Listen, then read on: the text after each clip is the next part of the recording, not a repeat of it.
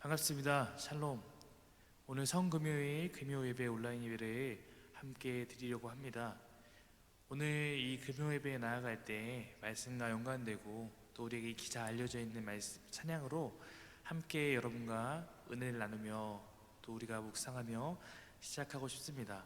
우리 예수 피를 힘입어 같이 찬양하며 하나님 앞으로 더 가까이 나아갔으면 좋겠습니다.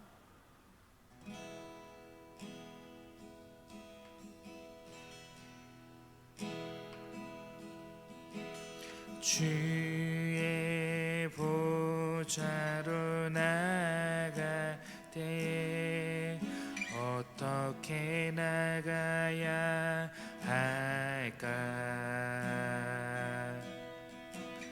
나를 구원한 주의 십자가 그것을 믿으며 가네. 주의 보좌로 나갈 때 나 여전히 부족하나. 나를 품으신 주의 그 사랑 그것을 믿으며 가네. 자격 없는 내 힘이 아니 자격 없는 내 힘이 아니 오직 예수님의 보혈로 자격 없는 내 힘이 아니 오직 예수님의 보혈로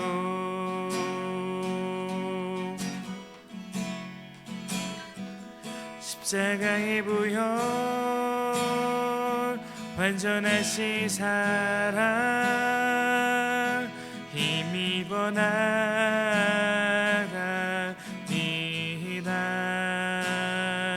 십자가의 보혈 완전하신 사랑 힘입어 예배합니다. 자격 없는 내 힘이 아니 오직 예수님의 보혈로 자격 없는 내 힘이 아니 오직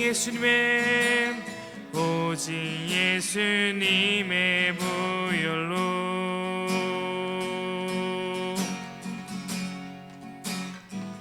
십자가의 보혈 완전하신 사랑 힘입어 나가니 십자가의 보혈 완전하신 사랑 힘입어 예배합니다. 십자가의 보혈 완전하신 사랑 힘입어 나갑니다.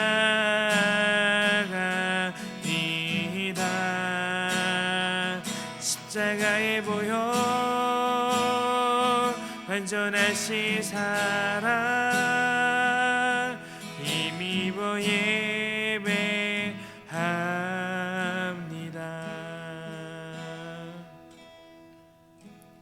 주의 보좌로 나갈 때 어떻게 나가야 할까?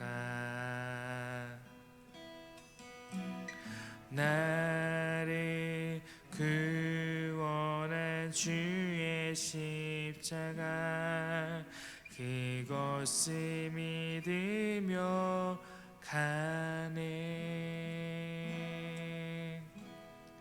아멘. 기도하겠습니다. 하나님, 오늘도 우리가 하나님 앞에 예배함으로 나아갈 수 있도록 하시니 감사를 드립니다.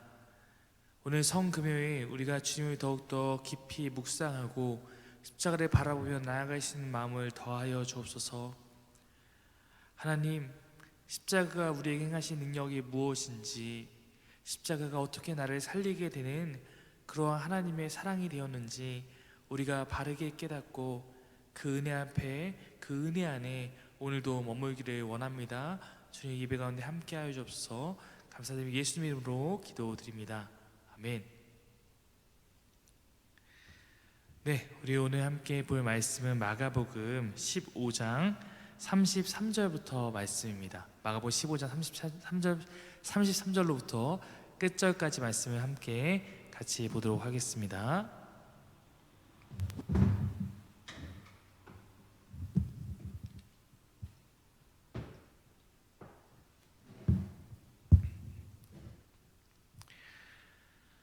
네, 오늘도 제가 드라마 바이블 통해서 여러분에게 이 말씀 한번 들려드릴 테니까요. 성경책 있으신 분들은 함께 잘 찾으셔서 따라 읽으시면 좋을 것 같습니다. 제6시가 되매 온 땅에 어둠이 임하여 제9시까지 계속하더니 제9시에 예수께서 크게 소리 지르시되 엘리 엘리 라마 사박다니, 이를 번역하면 나의 하나님 나의 하나님 어찌하여 나를 버리셨나이까 하는 뜻이라. 곁에 섰던 자 중 어떤 이들이 듣고 보라, 엘리야를 부른다. 한 사람이 달려가서 해면에 신 포도주를 적시어 갈대에 꿰어 마시게 하고 가만두라, 엘리야가 와서 그를 내려주나 보자.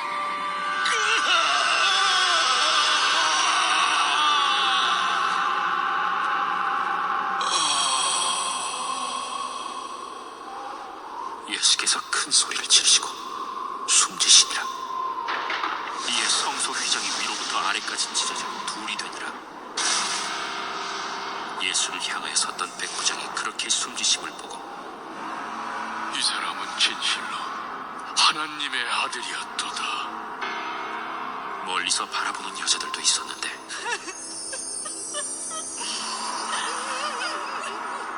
그 중에 막달라 마리아와 또 작은 야고보와 요새의 어머니 마리아와 또 살로메가 있었으니 이들은 예수께서 갈릴리에 계실 때에 따르며 섬기던 자들이요 또 이외에 예수와 함께 예루살렘에 올라온 여자들도 많이 있었더라.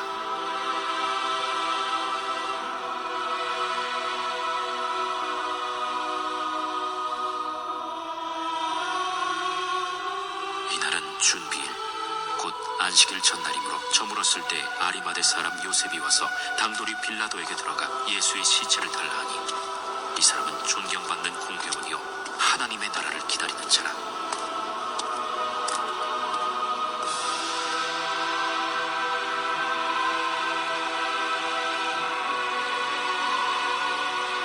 빌라도는 예수께서 벌써 죽었을까 하고 이상히 여겨 백부장을 불러 죽은 지가 오래냐 묻고 백부장에게 알아본 후에 요셉에게 시체를 내주는지라. 요셉이 세마포를 사서 예수를 내려다가 그것으로 싸서 바위 속에 판 무덤에 넣어두고 돌을 굴려 무덤 문에 놓으매 막달라 마리아와 요새의 어머니 마리아가 예수 둔 곳을 보더라. 네, 여기까지가 오늘 말씀입니다. 이번 한 주간 온라인 새벽 예배를 실시했습니다. 마가복음에 나타난 십자가의 길 여정을 함께 쭉 살펴봤습니다. 매일 성경의 여정을 함께한 곳인데 금요 저녁 예배는 토요일 우리 묵상 본문으로 함께 말씀의 은혜를 나누고자 합니다. 예수님께서 십자가에 못 박히신 시간은 제3시였습니다. 성경의 제3시란 것은 오전 9시를 의미합니다. 그리고 3시간이 흘러서 정오에 대해서 제6시 갑자기 어두움이 임하는 것입니다. 33절이 그렇게 시작하고 있죠. 정오라고 하면 가장 밝은 대낮인데 3시간에 걸쳐서 어두움이 임한 것은 특이한 일입니다. 낮에 나타난 이 어두움은 구약에서 흔히 의미하는 것처럼 큰 슬픔과 애통을 상징하거나 하나님께서 행하실 심판을 의미한다고 볼 수 있습니다. 그리고 오후 3시 정도가 돼서 즉 제9시에 십자가에 못 박히신 지 6시간이 지난 후였는데 이때 예수님께서 큰 소리를 지르시는 것입니다. 엘리 엘리 라마 사박다니. 예수님께서 외치신 이 외침을 번역하면 나의 하나님 어찌하여 나를 버리셨나이까 라는 의미입니다.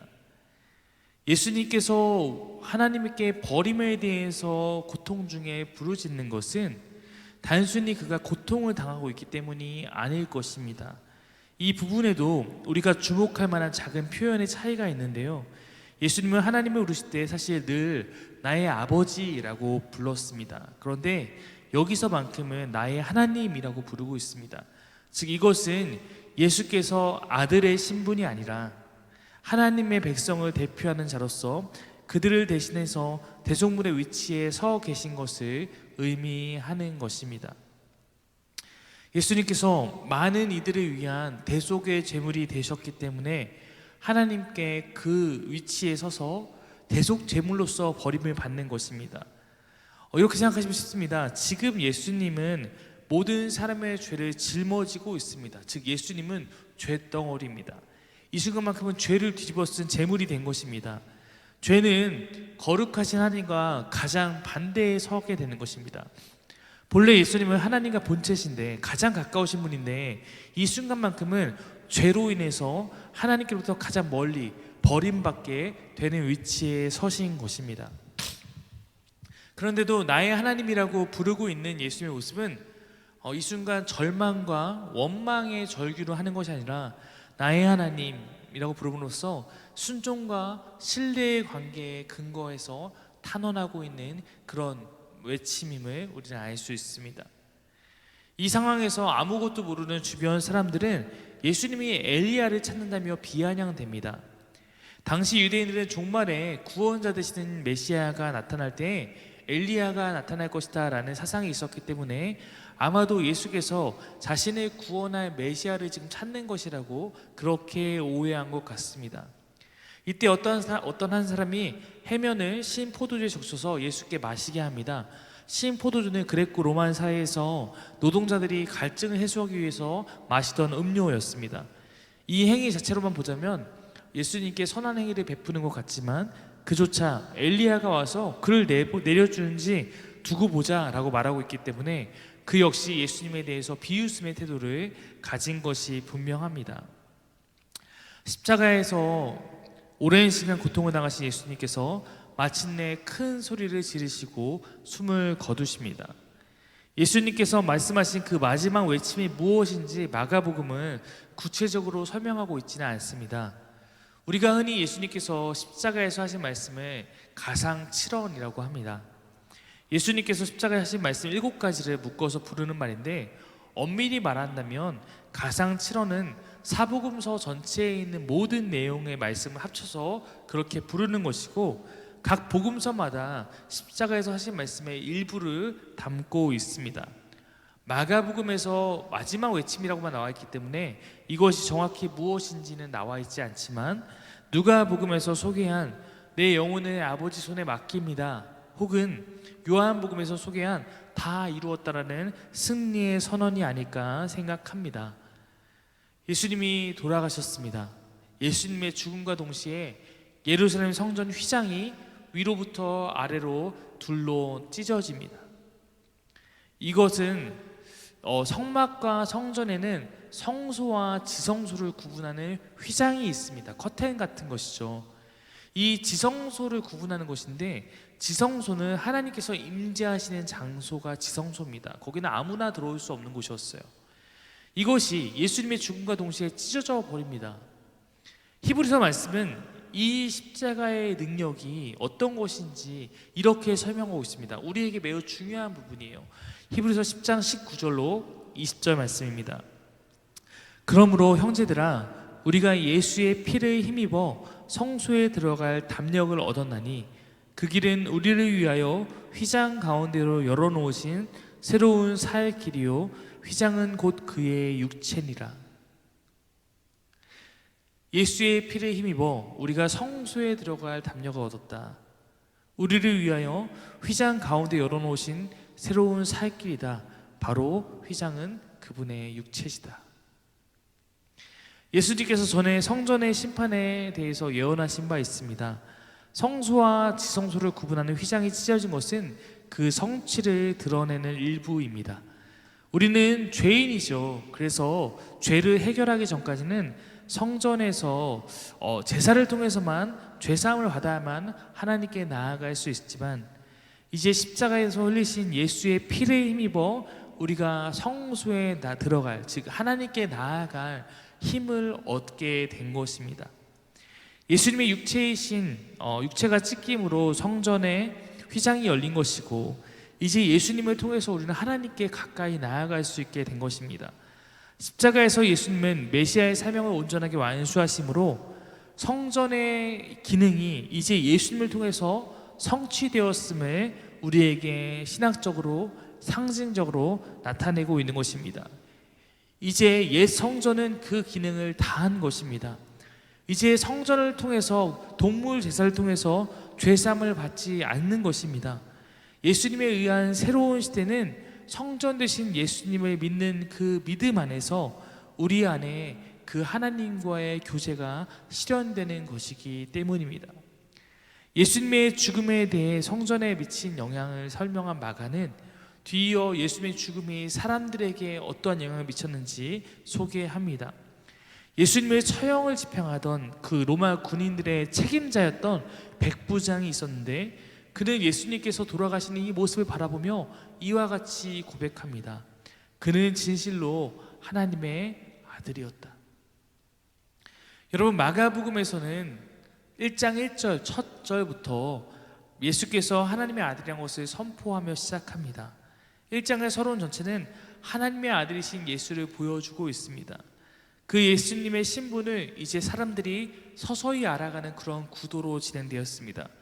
그리고 빌라도의 신문에 이르러서 드디어 예수님께서 스스로 메시아이심을 밝히십니다. 이제 복음서의 마지막 마무리 단계에서 이방인 백부장을 통해서 그 진리가 고백되고 있는 것입니다. 십자가에 죽어가는 예수님을 바라보면서 이스라엘의 지도자들과 구경꾼들은 그분을 조롱하지만, 이방인인 백부장이 그 상황 가운데 하나님의 아들 예수를 인정하며 고백하는 것은 매우 역설적입니다. 정작 제자들은 예수님의 영광스러운 왕권을 기대했다가 그분께서 힘없이 잡혀가시자 그분을 버리고 도망한 것을 기억해 볼 때 이것은 매우 대조적이라고 볼 수 있습니다. 예수님께서 죽는 순간 가장 가까웠던 제자들은 곁에 없었지만 그의 죽음은 절망적이거나 외롭지만은 않았습니다. 비록 제자들은 실패하지만 예수님의 옆에는 믿음의 사람들이 존재했기 때문입니다. 12제자 안에는 포함되지 않지만 예수님을 따르는 더 많은 사람들, 더 많은 제자 무리 가운데는 여인들이 포함되어 있었습니다. 그들이 예수님의 곁을 끝까지 지킵니다. 예수님의 최측근이라고 불리는 12제자들은, 그리고 남자들은 배반하거나 부인하고 도망쳐버리지만 오히려 여자 제자들은 예수님의 마지막 죽으시는 자리에 함께 하고 있는 것입니다. 이런 것을 보면 흔히 남자들이 강하다, 의리 있다라고 말하지만 사실 여인들의 믿음이 기독교 역사 안에서 또한 교회의 현장 안에서 빛나는 경우가 참 많은 것 같습니다. 공교롭게도 저희 사기매 교회 이번 팬 리더는 모두 여성분이고 우리 그렇기도 하더군요. 믿음 안에 강한 여인들이 되시기를 바랍니다. 이 여인들을 통해서 예수님의 죽음과 장례, 그리고 예수님의 빈 무덤에 대한 모든 증언이 성경에서 제공되고 있는 것입니다. 이 여인들이 증인이 되는 거예요. 사실 여러분, 당시 사회에도 증인 2명이 있으면 증인으로서의 증거의 효력이 있는데, 여인은 아무런 증인의 효력을 갖지 못합니다. 법적 권한이 없는 신분이었어요. 그게 당시의 사회법이었습니다.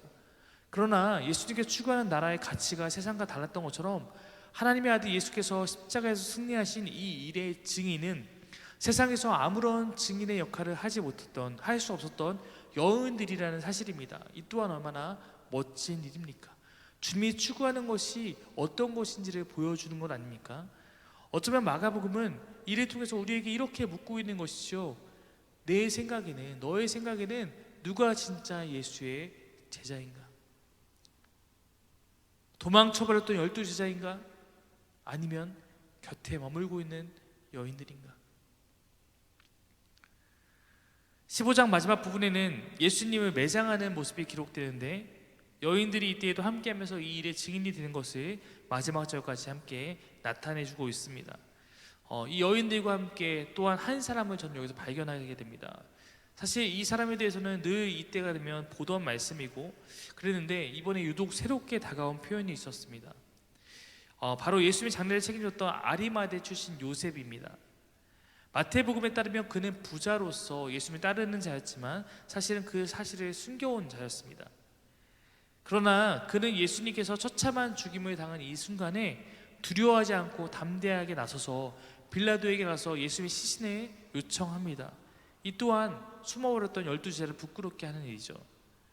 그는 제자들이 어쩌면 걱정했던 것처럼 예수님과 한패로 몰리면 어떡하지?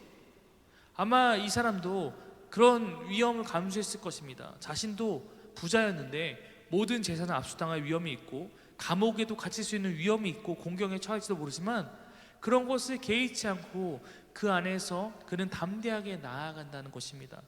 성경은 이런 요셉에 대해서 이렇게 기록하고 있어요. 그는 하나님의 나라를 기다리는 자다. 15장 43절입니다. 아리마대 사람 요셉이 와서 당돌이 빌라도에게 들어가 예수의 시체를 달라 하니 이 사람은 존경받는 공회원이요 하나님의 나라를 기다리는 자라. 당돌이 들어가서 시체를 달라 했다. 그는 하나님의 나라를 기다리는 자였다. 너무나 멋진 표현 아닙니까? 그는 그 상황 가운데서 하나님의 나라를 기다리는 자, 예수님이 끝나니까, 예수님이 죽으니까 끝이라고 생각하는 것이 아니라 하나님 나라를 소망하고 기대하는 자로서 예수님의 죽음 가운데서도 믿음을 잃지 않고 나아갔던 자였다는 것입니다. 당시 수많은 사람들은 알아보지 못했던 진리였던 예수님, 그래서 많은 사람이 그 진리를 알아보지 못하고 그분을 죽이려고 했지만 그 순간에도 이런 사람이 예수님 곁에 조용하게 있었던 것입니다. 요란하지 않지만 꼭 있어야 할 때 있는 믿음의 사람. 저는 마가복음의 절정에 나타난 예수님 십자가 죽음과 그 장례를 바라보면서 그럼 우리는 어떤 사람이 될 것인가 고민해 보도록 하고 있다고 느낍니다. 여러분, 우리는 주연이고 싶은 마음들이 있습니다. 주목받고 싶고 중심에 서고 싶고 혹은 그렇지 않더라도 적어도 인정받고 싶은 마음이 큽니다. 그래서 어디서든 나를 알아주지 않으면 서운해하죠. 교회도 우리가 하나님을 바라보고 왔다고 말하지만 사람들의 관계 안에서도 인정받고 존중받고 싶은 마음들이 다 있고 그것이 잘 되지 않으면 서운함을 느끼는 연약함을 갖고 있습니다. 목사인 저도 그런 것 같습니다. 그런데 여러분, 우리가 추구할 것이 그것이 아니라는 것입니다. 예수의 죽음에서 그 옆에 아름답게 기록되고 있는 것은 매일 내가 예수님이 살겠어요 떠들어대던 베드로도 아니었고 겟세마네 기도까지 함께 따라갔던 최측근인 제자들도 아니었고 12명의 3년 동안 동고동락했던 그 사도들도 아니었습니다. 오히려 조용하지만 강한 믿음으로 흔들림 없이 변함없이 그 옆을 지키는 자들은 따로 있었다라는 것입니다. 오히려 평상시에 막 떠들어대고 저는 절대로 배신하지 않을 거예요, 떠나지 않을 거예요 라고 했던 사람들은 다 떠나버렸습니다. 그러나 성경에 드러나지 않았던 여인들 그리고 아리마대 요셉, 이들이 예수님의 곁을 지키는 자가 되었다는 것입니다. 참으로 신앙은 역설적입니다. 이방인 백부장을 통해서 하나님의 아들은 고백을 받으시는가 하면 제자들을 통해서는 배신을 당하기도 합니다. 마가복음이 계속 강조한 제자도 어쩌면 최고의 제자도는 조용하지만 강한 믿음이 아닐까요? 묵묵하게 하고 있는 순종이 아닐까요? 말하지 않아도 곁에서 행함으로 나타나는 힘이 아닐까요? 이런 것이 아닐까 생각합니다. 여러분, 여러분도 마찬가지. 저도 교회에서 신앙생활 참 오래 해보면서 교회에서 막 시끄럽게 하는 사람이 있고 조용하게 잘 드러나지 않는 사람이 있습니다. 그러나 그것이 우리의 신앙을 잘 표현해주지 않는 것을 느낄 때가 있습니다. 조용했던 사람이 결정적인 순간에 오히려 믿음을 발휘하고 더욱 굳건하게 하나님을 위하여 일하는 것을 볼 때가 있습니다. 물론 앞에서 나서는 사람이 믿음도 그렇게 하는 분도 있지만 때로는 요란하게 떠들다가 오히려 정작 믿음의 순간에는 침묵하는 사람도 볼 때가 있습니다. 우리는 겉으로만 화려하게 뭔가를 다짐하고 결단하고 생색내고 뭘 하겠다고 이렇게 하는 것이 아니라, 이런 믿음이 아니라 정말로 있어야 할 그 자리에 반드시 있고 내가 해야 할 역할을 조용하지만 묵묵히 해내는 사람, 하나님의 나라를 믿음으로 기다리는 사람, 바로 그러한 사람이 마가복음이 말하는 진정한 제자일 것입니다. 오히려 12제자는 사실 이 첫 번째 시험에 그는 통과하지 못하게 됩니다. 실패합니다. 마가복음은 그 실패를 스스로 고백하는 제자들의 그 고백을 통해서 우리도 실패했지만 그러나 우리가 성령과 더불어 일어났다, 그러나 우리처럼 실패하지 않는 사람도 존재했다, 이 글을 읽는 사람들에게 당신들은 어떻게 할 것인가 묻고 있습니다. 우리가 참된 제자, 하나님의 나라를 기다리는 사람이 되기를 원합니다. 우리의 신앙이 진짜가 되어서 하나님께 드려지기를 간절히 소망합니다. 오늘 성금요일 십자가로 허무신 하나님과 나의 관계 안에서 깊은 사귐을 누리며 주님께 믿음으로 나아갈 수 있는 그런 저와 여러분 되기를 간절히 바랍니다. 기도하겠습니다. 하나님, 십자가를 묵상할 때마다 주님의 사랑을 떠올려 봅니다. 나는 아무것도 아니지만 그러나 주님께서 우리를 사랑하셨기 때문에 십자가의 은혜를 베푸셨습니다. 내가 그 은혜를 받았으니 그 은혜를 받은 자답게 이제 하나님 나라를 위하여 살아갈 수 있도록 주여 인도하여 주옵소서. 주님께서 십자가를 지실 때 나는 지지 않겠다고 도망하는 자가 아니라, 주님께서 죽음을 향해 가시는데 나는 두렵다고 떠나버리는 자가 아니라, 주님 곁에 주님이 가고자 했던 그 길을 지키고 걸어갈 수 있는 자가 될 수 있도록 주님 인도하여 주옵소서. 감사드리며 예수님의 이름으로 간절히 기도드립니다. 아멘. 네, 금요 예배를 마칩니다. 주일은 부활절입니다. 우리가 함께 모여서 예배로 준비하고 있습니다.